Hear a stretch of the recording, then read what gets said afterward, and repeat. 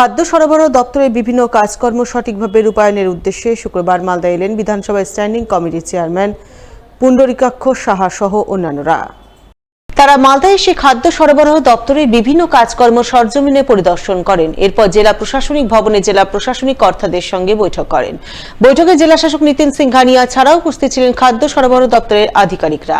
তাদের নিয়েই বিধানসভার স্ট্যান্ডিং কমিটির চেয়ারম্যান খাদ্য সরবরাহ দপ্তরের বিভিন্ন প্রকল্প কাজকর্ম নিয়ে আলোচনা করেন। সেই সমস্ত প্রকল্প সঠিকভাবে রূপায়ণের উদ্দেশ্যে প্রয়োজনীয় নির্দেশ দেন বলে জানা গেছে।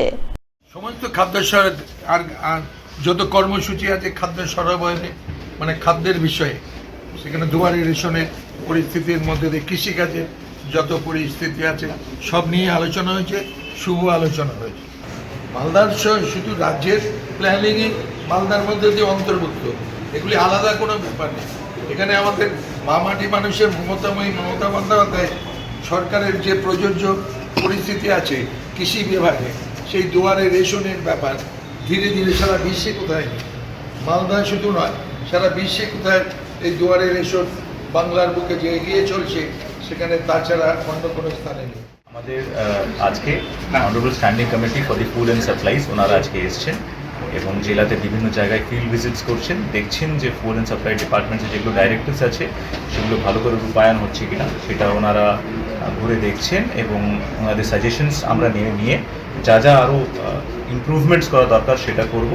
আজকে এখানে মিটিং হয়েছে বিস্তারিতভাবে, যেখানে জেলায় কী কী আমাদের কাজ হচ্ছে সেটা তুলে ধরা হয়েছে, ওনাদের সাজেশনস নেওয়া হয়েছে। ওনাদের সাজেশনসের অনুক্রমে আমরা নেক্সট যে অ্যাকশন প্ল্যান আছে সেটাকে আরও ইমপ্রুভ করে আরও ভালো পরিষেবা দেওয়ার চেষ্টা করব। বিহার রাস্তা সংস্কারের দাবিতে পথ অবরোধ। শুক্রবার পথ অবরোধ করে বিক্ষোভ দেখালেন পুরাতন মালদার ৮ মাইল কুমড়াপচা এলাকার বাসিন্দারা। জানা গেছে পুরাতন মালদা ব্লকের ভাবুক অঞ্চলের সাঞ্জইল থেকে ৮ মাইল কুমড়াপচা পর্যন্ত প্রায় ৭ মিটার রাস্তা দীর্ঘদিন ধরে বেহাল অবস্থায় পড়ে রয়েছে। রাস্তায় জায়গায় জায়গায় তৈরি হয়েছে বড় বড় খানাখন্দ। সেই খানাখন্দে বর্তমানে বর্ষার জল জমে রয়েছে, ফলে রাস্তা দিয়ে চলাচল করা দুষ্কর হয়ে পড়েছে। এলাকাবাসীর অভিযোগ, রাস্তা চলাচলের অনুপযুক্ত হয়ে পড়েছে। স্কুল ছাত্রছাত্রী থেকে শুরু করে অসুস্থ রোগীরা চরম সমস্যায় পড়ছে। বেহাল রাস্তার কারণে গ্রামে অ্যাম্বুলেন্স ঢুকতে চাইছে না। এই সমস্যার কথা তারা বহুবার স্থানীয় প্রশাসনকে জানিয়েছেন, কিন্তু কোনো লাভ হয়নি। রাস্তার বেহাল দশা ঘটেনি। তাই বেহাল রাস্তার প্রতিবাদে আজ তারা পথ অবরোধ করে বিক্ষোভ দেখাতে বাধ্য হচ্ছেন। রাস্তা খুব তাড়াতাড়ি ঠিক করতে হবে। হ্যাঁ, যাতে আমাদের রাস্তায় এক হাঁটু জল জমে থাকে সেটা থেকে আমাদের মুক্তি করতে হবে। এখানে এমনকি অ্যাম্বুলেন্স গেলেও যে কোনো সময় অ্যাম্বুলেন্স উল্টো হয়ে যেতে পারে। ভিতরে অনেক বড় বড় গ্রাম আছে, সম্পূর্ণ গ্রামের এটাই মেন রাস্তা। আমাদের ৮ মাইল হাটের উপরে যেতে হয়। আজকে আমরা রাস্তা অবরোধ করেছি যাতে প্রশাসনের নজর কাড়ি যে রাস্তাটা খুবই জঘন্য হয়ে আছে, আপনারা একটু নজর দেন, রাস্তাটা ঠিক করতে হবে। প্রায় এটা 10 বছর ধরে রাস্তা এরকমই হয়েছে, একবারও মেরামত কিছু হয় না, খালি অ্যাডভেস্টারের টুকরো ফেলা হয় মাঝে মাঝে লোক দেখানো। এটা হচ্ছে কি যে আমাদের কুমড়াপচা টু ৮ মাইল রাস্তাটা দীর্ঘদিন ধরে বহুত চলাচল করতে অসুবিধা হচ্ছে যানবাহন, যার জন্য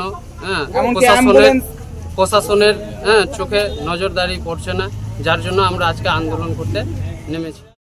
এদিকে এই ঘটনাকে ঘিরে শুরু হয়েছে তৃণমূল বিজেপির রাজনৈতিক চর্চা।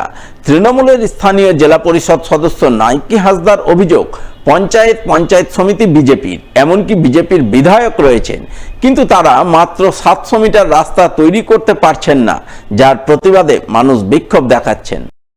আমাদের ওল্ড মালদা ব্লক এবং ভাবুক জিপি, যেটা আমাদের বিধায়ক আছেন, ওনার গ্যাস প্ল্যান্ট থেকে আপনার কুমড়াপচা অবধি যেটা ৭০০ মিটারের যে রাস্তাটা আছে সেই রাস্তাটা দীর্ঘদিন থেকে 4 বছর ধরে তিনি সেখানকার বিধায়ক। অঞ্চল বিজেপি দখলে, আপনার পঞ্চায়েত সমিতি বিজেপি দখলে, তারপরে এমপি এখানে আছেন, তিনি কোনোদিনও এখানে কাজ করেননি। এলাকার মানুষ বলছেন যে কোনো বিজেপি বিধায়ক এলাকার কোনো কাজ করেন না। তার জন্য এখানকার গ্রামবাসী হয়তো সেখানে রাস্তা হচ্ছে না, তার জন্য তারা বিক্ষোভ দেখিয়েছেন। তিনি বলছেন যে সেন্ট্রাল থেকে টাকা আসছে, তারা কাজ করতে পারছে না রাজ্য সরকার। তিনি ভুল বলছেন।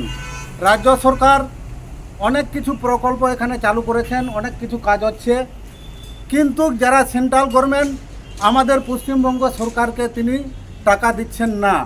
সবাই জানেন, এলাকার মানুষ, গোটা বিশ্বর মানুষ জানেন, তিনি মোদী সরকার টাকা পশ্চিমবঙ্গ রাজ্য সরকারে বন্ধ করে দিয়েছেন। তারা যদি আমাদেরকে টাকা দিতেন তাহলে আমরা নিশ্চয়ই করতাম। আপনাদেরকে আমি আশ্বাস দিচ্ছি, আমি আগামী দিনে তদন্ত করে সেটাকে দেখব। সেটা আমি নিশ্চয়ই মমতা সরকারের নির্দেশে বা দিদির নির্দেশে আমি সেটা কাজ করার জন্য আমি চেষ্টা করব। সেই এলাকার মানুষ আমি যে রাস্তাটা আছে সেটা আমি সম্পূর্ণ করার চেষ্টা করব। যদিও বিজেপি বিধায়ক গোপালচন্দ্র সাহার দাবি ওই রাস্তাটি জেলা পরিষদের অধীনে, তাই জেলা পরিষদ থেকে শুরু করে জেলা প্রশাসনের বিভিন্ন মহলে তিনি রাস্তা সংস্কারের দাবি জানিয়েছেন।